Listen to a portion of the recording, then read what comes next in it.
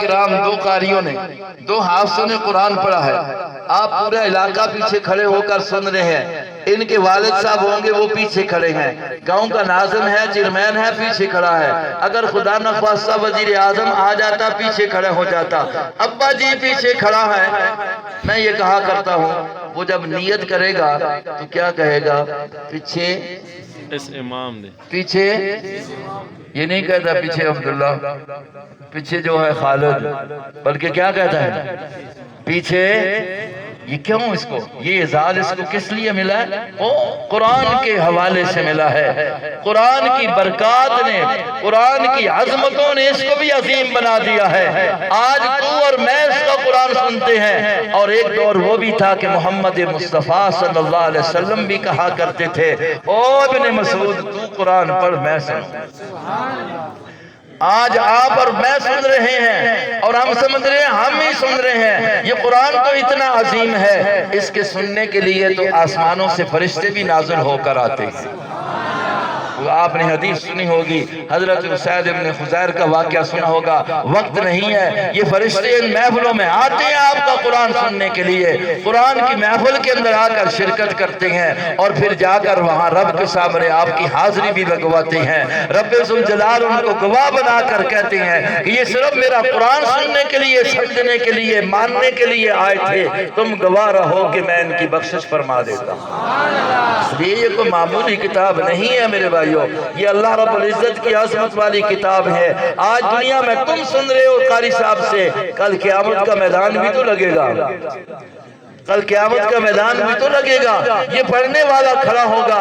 دنیا آخرت تک آنے والی انسانیت، آدم سے لے کر قیامت تک آنے والا انسان بشمول نبیوں کے کھڑے ہوں گے، اور وہاں پر یہ بھی تو بات آئے گی، رب ذوالجلال ایک حافظ کو، ایک قاری کو کہیں گے اقرا ورتقِ ورتل کما کنت ترتل فی الدنیا، اور قاری تو پڑھ اب میں سنتا ہوں۔ اب انبیاء سنیں گے، او آدم سے لے کر قیامت تک آنے والا انسان سنے گا، اور تو پڑھتا جا، اور ایک ایک آیت کے بدلے ایک ایک منزل چڑھتا جا، ایک ایک درجہ چڑھتا جا، جہاں تیرا قرآن آخر میں جا کر ختم ہوگا وہاں تیری منازل ہوں گی۔ اور قرآن شروع ہوا تھا با کی بسم اللہ کی با سے، اور والناس کی سین پر جا کر ختم ہو گیا۔ حضرت شاہ عبدالقادر صاحب محدث دہلوی، جنہوں نے سب سے پہلے اس دنیا میں قرآن کریم کا اردو میں ترجمہ کیا، شاہ عبدالقادر صاحب، موضح قرآن، مختصر سی ساتھ تفسیر بھی ہے اور بڑی جامع ہے۔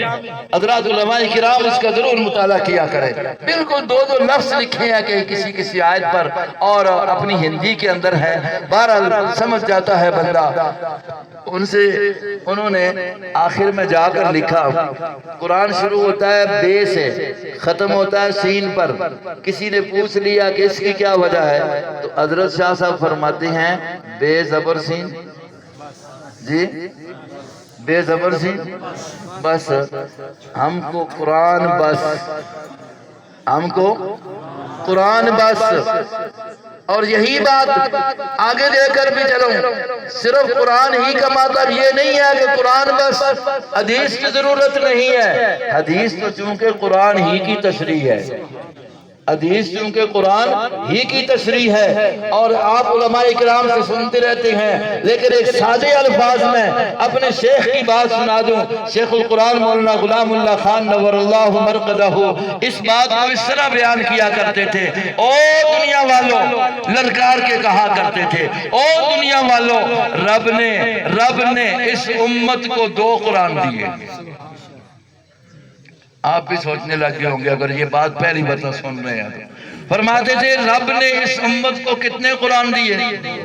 بول چھوڑو، سوچنے تو لگے ہو کہ دو کیسے ہیں، ایک قرآن ہے۔ پھر فرمایا کرتے تھے ایک وہ قرآن ہے جو آپ کی الماری میں، مسجد کے اندر، گھر کے اندر، آپ کے گھروں میں پڑھا جا رہا ہے، مسجد میں پڑھا جا رہا ہے، حرم میں موجود ہے، نبی مسجد میں موجود ہے۔ اور ایک قرآن وہ ہے کہ کبھی آپ کو مسجد نبوی میں امامت کرتا نظر آئے گا، کبھی آپ کو میدان بدر میں تلوار لہراتا نظر آئے گا۔